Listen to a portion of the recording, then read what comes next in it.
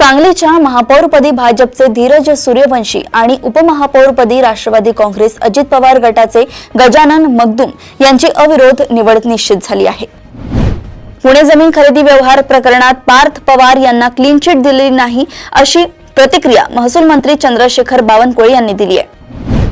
एमपीएससीच्या तांत्रिक चुकींमुळे पात्र उमेदवारांची संधी हुकणार असून सरळ सेवा भरती प्रक्रियेत तातडीने सुधारणा करून विद्यार्थ्यांना न्याय देण्याची मागणी आता जोर धरू लागली आहे।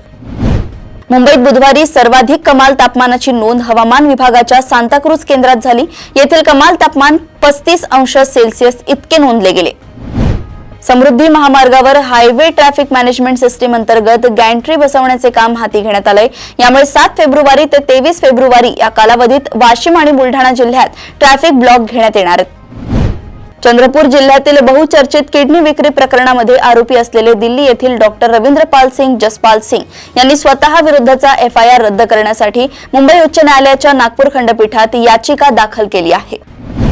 वर्धा येथील ॲडव्होकेट हर्षवर्धन शोभा बाबाराव गोडघाटे यांनी राज्यपाल आचार्य देवव्रत यांना एक पत्र देत सुनेत्रा पवारांचा शपथविधी बेकायदेशीर असल्याचा दावा केलाय।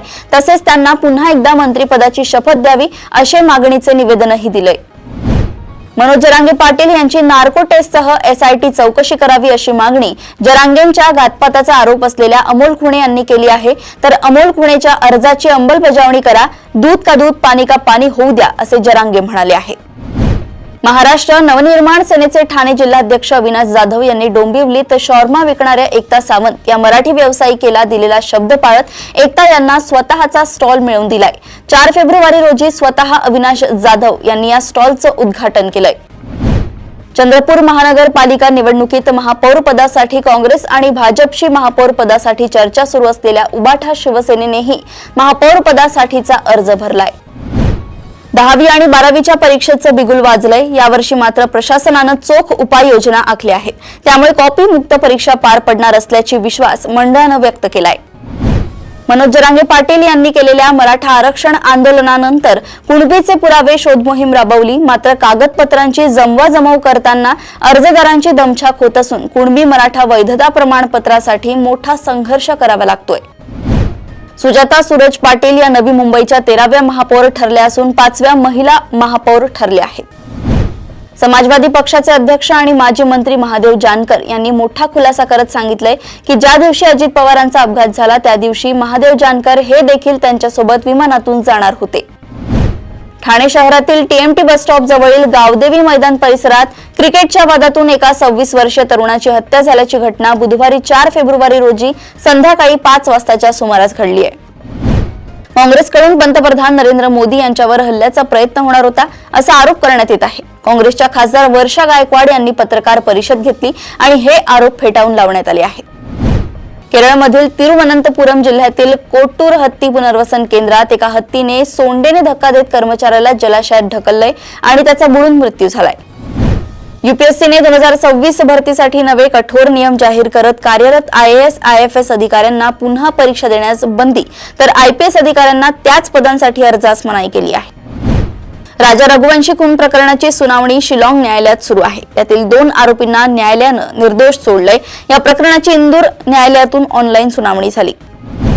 उत्तर प्रदेशातील रायबरेलीत इंस्टाग्रामवरून झालेल्या ओळखीतून प्रेम जुळल्यानंतर 4 मुलांची आई 20 वर्षीय प्रियकरासोबत आपल्या 1.5 वर्षांच्या चिमुकलीला घेऊन फरार झाली। हतबल पती आता न्यायासाठी पोलिसांचे उंबरठे झिजवत आहे। काँग्रेस खासदारांनी पंतप्रधानांच्या आसनाभोवती घेराव घातल्यामुळेच आपण पंतप्रधानांना सभागृहात न येण्याचा सल्ला दिला होता असे लोकसभा अध्यक्ष ओम बिर्ला यांनी स्पष्ट केलंय। मेघालयातील कोळसा खाणीत भीषण स्फोट झालाय। या दुर्घटनेत 10 मजुरांचा मृत्यू झालाय। घटनास्थळी पोलीस आणि प्रशासन पोहोचलंय। त्यांनी बचाव कार्य सुरू केलंय। राहुल गांधी यांनी मनोज नरवणे यांचं पुस्तक लोकसभेत आणल्याने मोठा गदारोळ झाला। हे पुस्तक मी पंतप्रधानांना भेट देईन असं ते म्हणाले आहेत। अमेरिकेने स्पष्ट केलंय की चीनचा पर्याय म्हणून भारतासारख्या विश्वासार्ह भागीदार देशांमध्ये खनिज उत्खनन आणि रिफायनरिंगसाठी सुमारे $30 अब्ज ची गुंतवणूक केली जाईल। पाकिस्तान दौऱ्यावर आलेले वर्ल्ड बँकेचे अध्यक्ष भारतीय वंशाचे अजय बंगा यांचे रेड कार्पेट ढोल ताशे आणि नृत्य करणाऱ्या घोड्यांसह भव्य स्वागत करण्यात आले। नायजेरियामधील क्वारा राज्यात मंगळवारी संध्याकाळी दहशतवाद्यांच्या एका गटाने केलेल्या भीषण हल्ल्यात 200 लोकांचा मृत्यू झालाय। पाकिस्तान सरकारने लेखी कबूल केलंय की वेब मॉनिटरिंग सिस्टीमचा वापर पाकिस्तानमध्ये आक्षेपार्ह कंटेंट आणि एक्स सारख्या प्लॅटफॉर्मवर ब्लॉक करण्यासाठी केला जातोय। वॉशिंग्टन पोस्ट या वृत्तपत्राने एक मोठा निर्णय घेतलाय। त्यांनी 300हून अधिक पत्रकारांना काढून टाकलंय।